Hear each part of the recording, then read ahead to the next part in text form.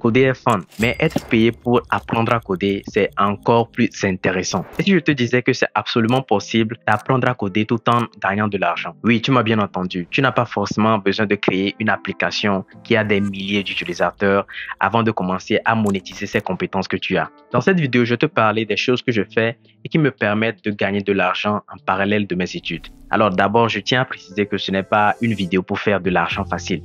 Mais franchement, tu crois toujours à ces genres de choses? Alors, si tu es nouveau ici, mon nom c'est Jacques. Ça fait bientôt 1 an que je travaille à temps partiel en tant que développeur web. Alors, lorsque j'ai commencé cette affaire de code, j'ai suivi pas mal de vidéos sur Internet sur comment gagner de l'argent en codant, etc.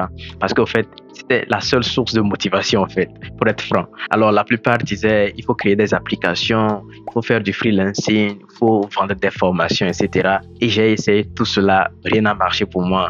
Je me souviens, j'ai commencé à faire du freelancing sur Fiverr, j'ai commencé, mais je n'ai jamais gagné un sou. J'avais aussi commencé à écrire des blogs sur Medium, mais j'étais la seule personne à lire mes blogs de merde. Alors, je me rappelle la toute première fois que j'ai monétisé cette compétence en programmation, c'était il y a de cela 2 ans.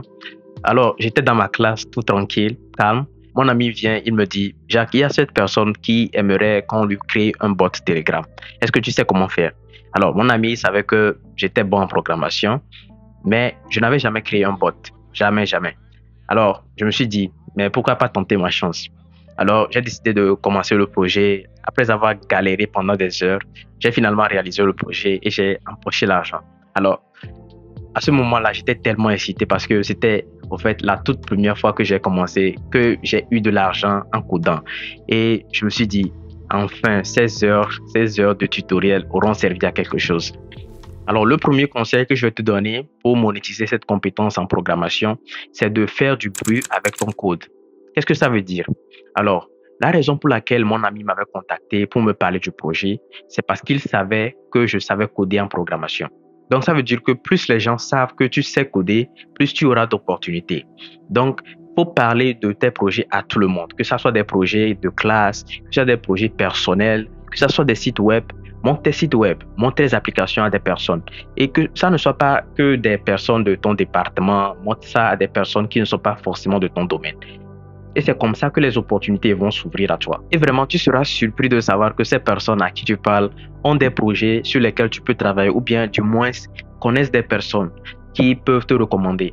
Même récemment, un ami m'avait contacté et m'avait demandé est-ce que je savais coder en C# pour créer un site web.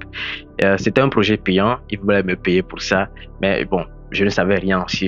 C'est pas comme si j'allais apprendre le C# et commencer à créer le site web. Ou bien est-ce que je pouvais faire ça? Mais je sais ce que tu te dis. Tu vas dire, oh, moi je suis pas quelqu'un de bavard, je n'aime pas me vanter, je n'aime pas parler de ce que je fais, etc. J'étais comme toi. Je faisais tout dans mon coin. Je croyais que ok, les gens allaient juste m'appeler en regardant ce que je fais. Si mon travail est bon, ils allaient forcément m'appeler. Mais tu vas finalement comprendre tôt ou tard que c'est pas comme ça que ça marche. Qui tu connais est plus important que ce que tu connais. C'est la vie. La vie est faite de réseaux, etc. La seconde astuce dont je vais te parler et qui va te permettre de gagner des sous, et je crois que c'est le plus important en fait, c'est de maximiser sur LinkedIn. C'est sur LinkedIn que j'ai eu mon second projet et qui m'a permis d'être payé. En fait, le client, c'est un bioinformaticien et il m'avait demandé de déployer son site web sur Heroku. Alors, moi, je connaissais Heroku, mais je n'avais jamais pensé que c'était une connaissance pour laquelle on pouvait rémunérer. Et c'est au fait l'avantage de LinkedIn. L'avantage de LinkedIn, c'est que ça te permet d'être visible. Ça te permet d'atteindre des personnes qui pourraient avoir besoin de tes services. Si tu regardes cette vidéo jusqu'ici et tu n'as pas encore créé ton compte LinkedIn, je ne sais pas ce que tu attends. Tu fais quoi? Mais je sais, tu vas me dire, oh LinkedIn, mais je n'ai rien à publier, je n'ai pas créé un grand projet. Il y a des gens qui attendent de créer une application qui a des milliers d'utilisateurs avant de publier ça sur LinkedIn. Alors, tu vas attendre jusqu'à ce que Jésus ne revienne. Alors, j'ai lu un livre qui m'a vraiment ouvert les yeux par rapport à ça et ça s'appelle Show Your Work. Et dans ce livre, l'auteur dit que pour commencer à publier ou bien pour commencer à partager tes connaissances, tu n'as pas besoin de devenir un expert dans le domaine. Tu as juste besoin de partager ce que tu sais déjà, genre documenter ton apprentissage au fait. Donc concrètement, par rapport à LinkedIn, ça veut dire que tu vas partager tes projets que tu fais, tes projets de classe, tes projets personnels, etc. Il y a tellement d'opportunités sur LinkedIn. Par exemple, il y avait une startup qui m'avait invité à contribuer pour le développement d'une IA qui parlait la langue locale au Togo. Et aussi, on m'avait invité à devenir mentor pour un programme en informatique. Et tout ça, c'était sur LinkedIn. La troisième chose dont je te parlais et qui va vraiment booster tes chances, c'est d'avoir de bonnes relations avec tes professeurs. Je crois que c'est une astuce qui est vraiment sous-estimée, mais qui a le plus marché pour moi. La raison, c'est que tes profs ont travaillé dans des entreprises avant de devenir professeurs, ou bien ils travaillent à temps partiel dans certaines entreprises. Et comme ça, ils ont des relations, ou bien ils ont des élèves même qui travaillent dans ces entreprises-là. J'ai par exemple eu des amis, 3 amis, je crois, qui ont eu des stages dans des entreprises grâce à des professeurs. Et un ami même qui a eu un job à temps plein grâce à un professeur.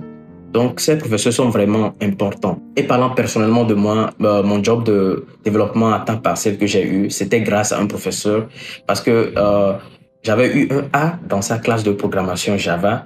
Et là, il m'a dit, est-ce que tu aimerais travailler avec moi? Et bien sûr, j'ai dit oui. Et c'est comme ça a commencé. L'un des moyens de te faire connaître de tes professeurs, c'est d'avoir de bonnes notes en classe, etc. Mais si tu veux aller plus loin et si tu as les couilles, tu peux aller te présenter et lui demander s'il a des projets sur lesquels tu peux travailler. Et ces professeurs, lorsqu'ils savent que tu es bon en programmation, ils peuvent même te proposer de faire de la recherche avec eux. Et ça peut être payé au fait. Donc, par exemple, ça fait bientôt 2 ans que je fais de la recherche en machine learning avec un de mes professeurs et c'est assez intéressant.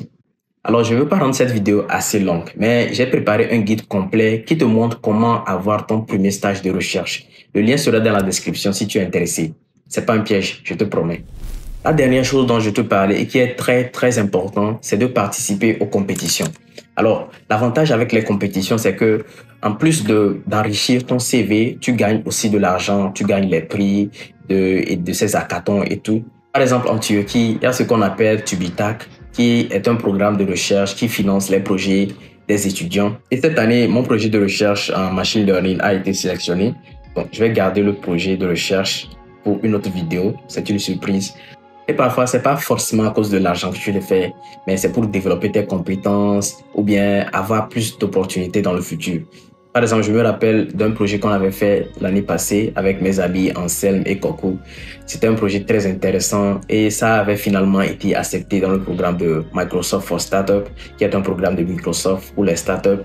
Et c'était vraiment inoubliable en fait. Alors, c'est tout pour cette vidéo. N'oublie pas aussi de regarder cette vidéo si tu veux savoir les erreurs à éviter quand tu apprends à coder.